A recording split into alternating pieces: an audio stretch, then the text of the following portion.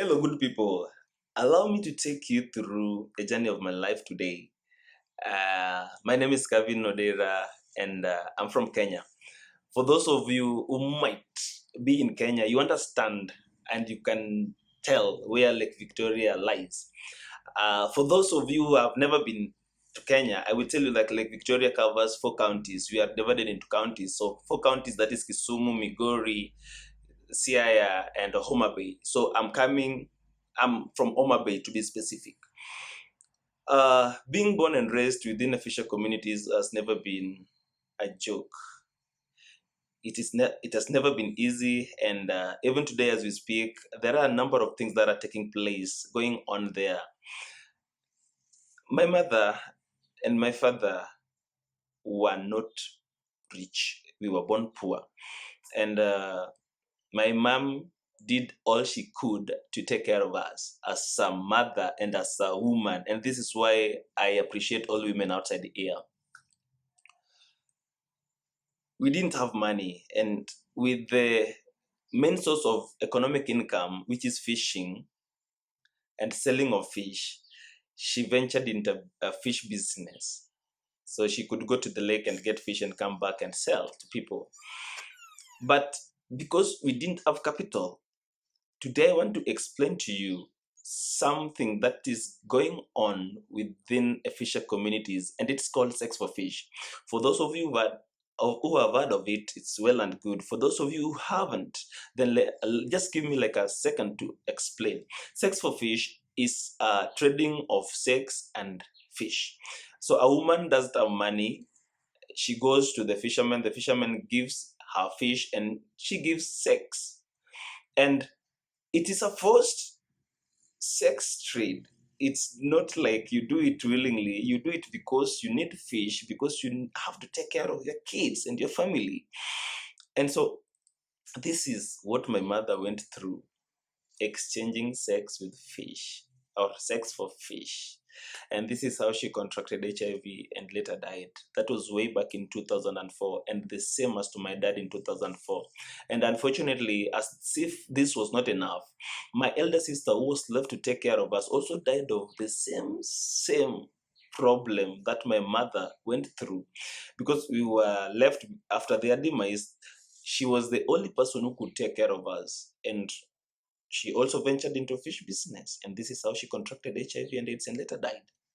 I was left. I had to run to the streets. I became a street child. I did all manner of things. I slept in the cold. I ate from the dust can until my guardian, who takes care of me today, she's called Joyce Opondo, came for my rescue. She took me, she fed me, she clothed me, she took me to school. And this is why today I'm talking to you like with a smiling face, because they always say like what doesn't kill you makes you only stronger. So I'm strong today to reach out to other people who are going through the same problem. And without any contradiction, I will tell you that today many women and girls are going through the same problem that my mother went through. Parents are dying, and many children are left orphans with nothing to do, nothing to eat, where to go, what to do. And this is one of the reasons why I started this organization called WAWA. And let me tell you a bit about WAWA and how it started. When I finished college, I started working and I had to quit my job because the bell of like, can you do something for women? Can you do something for girls? Kept on ringing in my mind.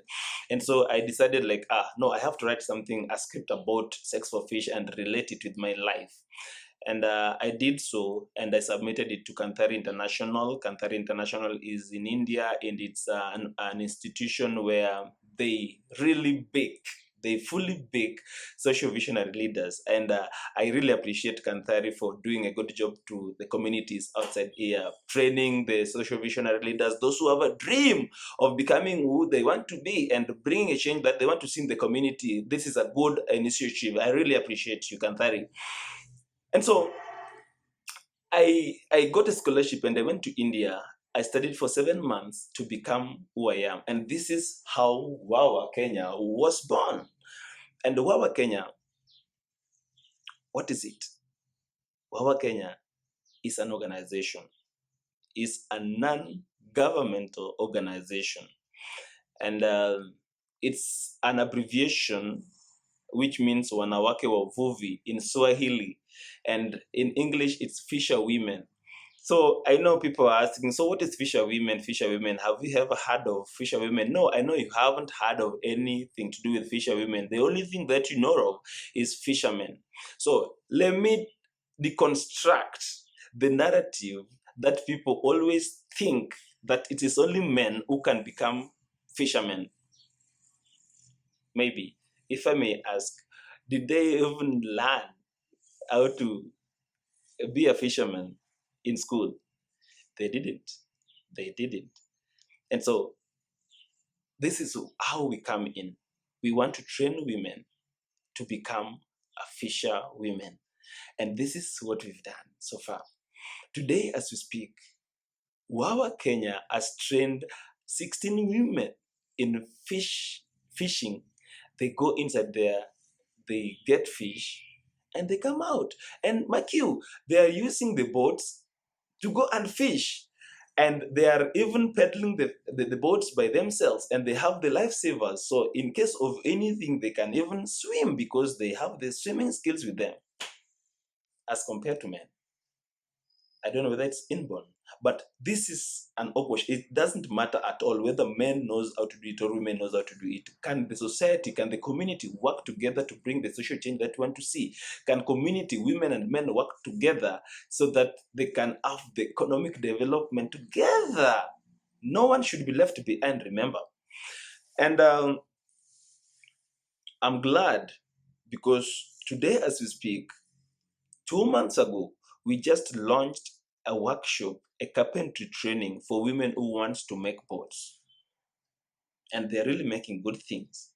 And perhaps in the next 3 months, they are going to graduate and they are going to make the first boat ever made by a woman.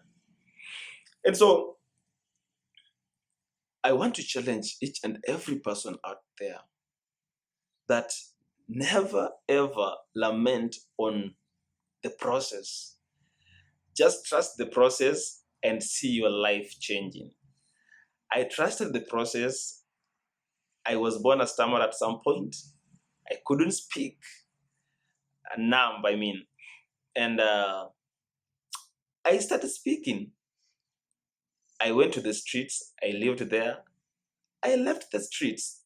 I went to school. I went to Kanthari. I finished Kanthari. And today, I am a proud social change maker that I am rolling this with a lot of passion. I love working with women. I love working with girls. I love bringing the change that we want to see in the community. And if each and every person could hold hands together and bring the ideas that this is what we want to see in our community and this is the change that we want to bring in the society, then we are going to have a very nice and sweet community, the sweet environment that each and every person is contributing to the SDGs. And running an organization is never easy. It needs a lot of dedication. You have to sacrifice a lot. You have to forget about many things and just focus on doing what you can do best. Because a number of people are in your hands. A number of people are believing in you. A number of people are depending on you. So you become a young father or a young mother at a tender age. And I really appreciate it. I really love what I'm doing.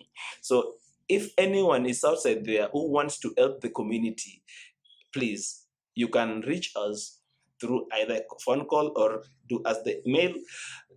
Just help us. Even if you sponsor like one girl to go through a fishing training, to go through a carpentry training, to go through fish farming training, that will be a plus to you. You don't have to actually be here to do something, but you can do through just writing and donating to support just one girl, a scholarship of one girl.